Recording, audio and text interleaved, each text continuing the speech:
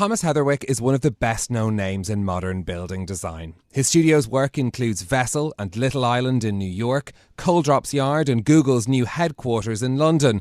He even designed the cauldron for the Olympic flame in the 2012 London Games.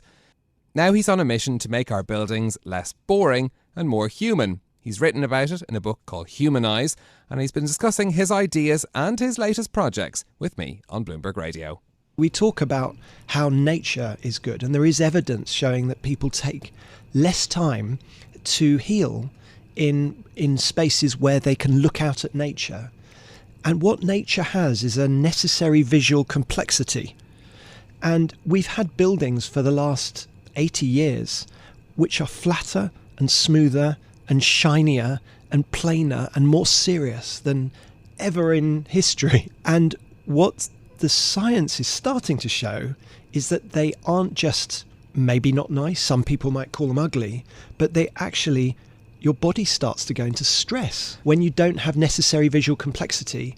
But I'm not calling to go back to the past and copy old buildings. Even some of the new buildings, they've really made an effort to put visual enrichment and detail into them, which makes it interesting to walk around, but it's not just a cosmetic thing. What we've discovered is our humanness needs places to have that interestingness. That's a difficult conversation, though, when you're thinking about where the money goes in a project. What value should we be placing on design when it comes to a building like that versus the cost? Value's the word. That value really is the right word. The problem we had was that style that came in that said flatter, smoother, shinier, more serious, plainer was fashionably good, was not good for us, but it was also a bit cheaper. And so with the Humanize campaign, we're really arguing that we need to make a step change, a bit like we've had in the world of architecture. We talk about the green premium, which is that a building, you do need to pay a little bit more for it to be highly environmentally good, performing well. But unless people care about it, we've had this dirty secret in construction, which is buildings get demolished. And so the worst value is to build buildings that society doesn't care about because they get demolished. So, for example, with commercial buildings, the average age in the UK of a commercial building is 40 years. So if I was a commercial building, I would have been killed 13 years ago. And the carbon in construction is 5 times that of the whole aviation industry. So they're bad environmentally, they're bad socially, because they don't bring us together. Yeah. And after COVID, when the digital revolution has really kicked in, you can stay at home, get a PhD, work, buy everything.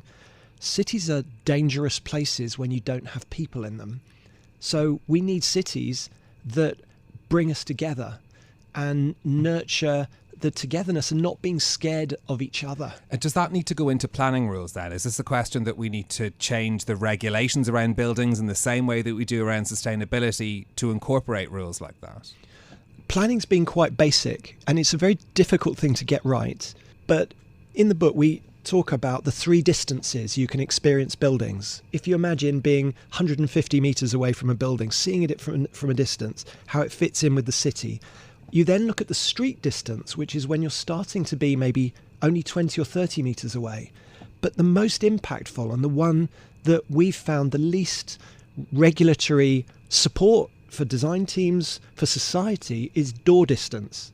Because actually your emotion isn't at the top, it's at the bottom, because that's where we all are, where us as passers-by walk past. And we spend too much time talking about insides of buildings. 1,000 times more people will walk past the outside than ever go inside.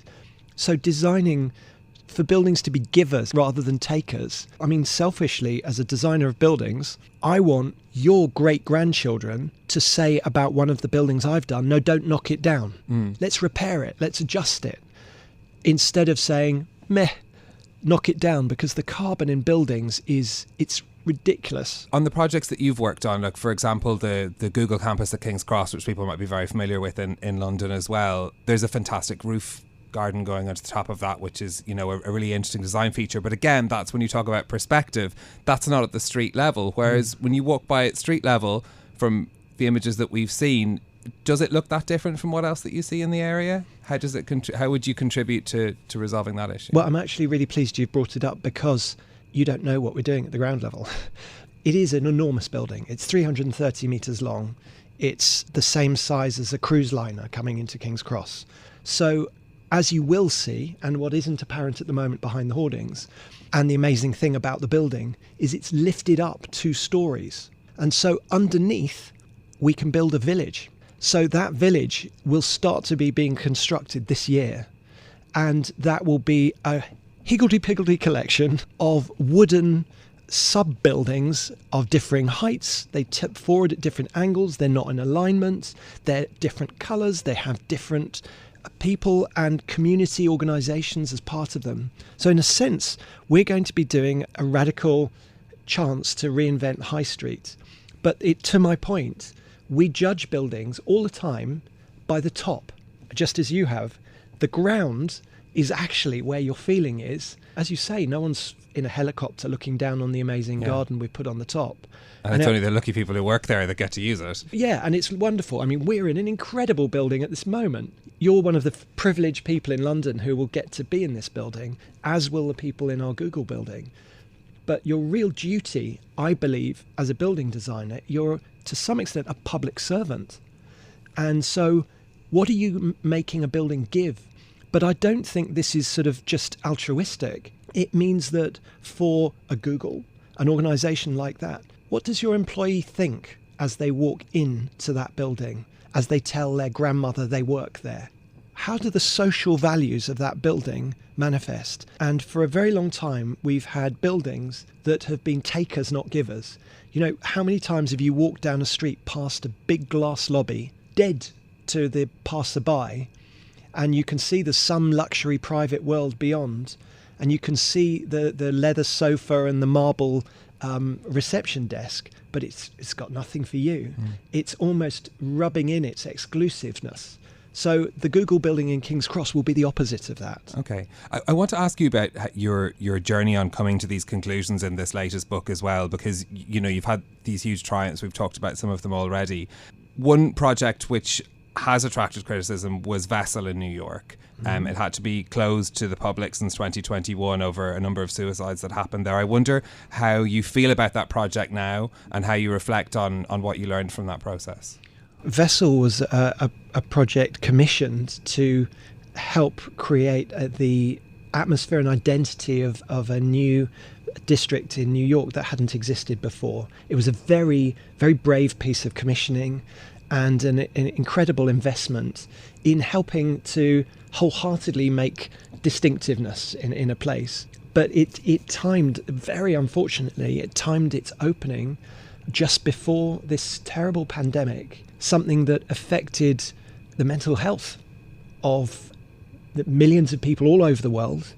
And some of that mental health impact was particularly felt amongst young people. That project was astonishingly compelling in how it engaged people. It was a number one backdrop on Grindr and in Tinder and all these things. And the project was built above code. The barriers all around it were built above the code that would have been needed for any normal structure. But its compellingness had a dark side. And so there were no accidents on it. It was very sadly chosen by a tiny handful of people to do this terrible, awful thing. So this year is the year that it's going to be refitted with a protective barrier. But it was this sort of dark side of its success was this use that people had. I mean, nearby there are levels that are just as high as many bits of the Vessel, which have balustrades that no one was choosing to jump from. So it was a very sad and telling thing of our time. It will be later this year that the safety measures are going to be implemented by the commissioners of the project. So I'm pleased to be able to say that. It's had an enormous amount of development and reflection to get it right. So at the moment there is a sample section of it on the vessel, and it looks really good. Okay. So it doesn't need to be at the cost of the project. The whole point of the project is it's public. My passion, all my studio's projects are public. And look at Little Island. If you go, just down from there, that opened 3 years ago and is just packed with people and loved, and has these free performances on it, and is a main place for New Yorkers' fitness and visitors, and is all about the river and nature. So I think we are hungry for public spaces that are wholehearted and which sort of validate all of us. The thing that sort of inspires me really is that there are 7 point whatever billion people on the planet, and every one of us thinks we're special. Yeah. It's human nature. And I think for too long we have not designed the places, the public life. You know how they say you can't change what you can't measure? We haven't been measuring the biggest experiences of buildings who are on the street, outside, who will never come in. New buildings in general are for very privileged people. I design buildings, and I know that I'm designing a new building is an expensive thing to do. But at the same time as you have your client, who's your customer, you have another client, and that's the public. And it's not to talk down to the public. It's not to say to yourself the public are ignorant, which I do think the construction industry has done for many years too much. But be inspired. How do we make places for us to all come together? Because now the digital revolution has happened. Our cities are being rethought. The amazing opportunity is humanizing our streets. Is the UK a good place to be carrying out big design projects at the moment? Is there sufficient ambition, do you think, from government, from policymakers, from businesses in this country? Do they want ambitious design? I feel, in a way, very lucky to have the perspective from different sides of the planet. And looking back at the UK, we've had a chance recently to complete a new district in Tokyo. And in China, we're doing a couple of new big districts. But I was all ready to sort of think, Britain, no, nothing, it's like we're finished. When I say we're finished, I mean there's no space to do ambition, but actually there is everywhere. And on Friday, I was on site at the Olympia exhibition halls, the last major exhibition halls in London that we are reworking. And so we've been working on that project now for 5 years. The construction is all happening, and our clients, U Developments, have been really ambitious. And I think that cities compete with each other and raise the game. One thing that the UK has been famous for historically is creativity and the confidence to be eccentric, idiosyncratic, make a decision that others wouldn't do, and that humour that's here in Britain as well. And I think that we have times where we maybe hold back, but I think we could be in a time where British forms of creativity, across the whole of the UK can really manifest, because we don't have to build more office buildings. We do need thousands of more homes. And so homes really is our challenge at the moment. How much can we reappropriate the office buildings that aren't needed? And how can we make not the same mistakes that were made after the Second World War? The 60s, we built some absolutely terrible places, and no one can deny that. And we're about, I hope, to build a lot of housing, and it doesn't need to be crazy shapes. It doesn't need to sort of be ironic and doing silly things. But we do need to find a language which we struggle with in the design world and in architecture at the moment, of how to do small things, affordable ways to bring detail and richness and humanness and love into detail, which doesn't need to cost much more. Really doesn't. It's just about the care. Because it's such a big political issue as well, and we're in an election here in the UK, and both Labour and the Conservatives seem to agree that the UK needs to build more housing in a traditional style, be that sort of a neo-Georgian Poundbury or something similar. Is that a good solution for housing? What would your sort of advice be trying to address the housing crisis? Every new government says they're going to build thousands and thousands of housing units and then don't. So if we have a new government coming in, they are going to need to really find a way through all those barriers about land ownership and planning to really make it happen. And there are examples like Poundbury, which were driven by a criticism of the 60s housing and the 60s buildings that got built, some of which were amazing, but a very large proportion of which were insensitive to how humans are, how we live and how we behave. And Poundbury really was the King's initiative to find some of the human codes really that existed from history and show that they could work in today's day and age. Now, I think that there were some amazing, very true lessons to be learnt there. But personally, I don't believe you have to copy old-fashioned buildings. But I think the values of the engagingness and diversity and interestingness can exist in new buildings. And we've just lost our touch. We've lost how to do it. There's a mindset in the construction industry that clean lines are always good and that subtlety is good and that less is more and form follows function and ornament is a crime. And we've learned this is not true. It's not true. People love dirty lines. We like places full of fascination, and buildings need to tell stories again. Do you want to be part of that? Would you like to be part of I'd love to. I'd love to. I've worked on housing, but not on social housing, and I would absolutely love to, and I'd throw myself into it.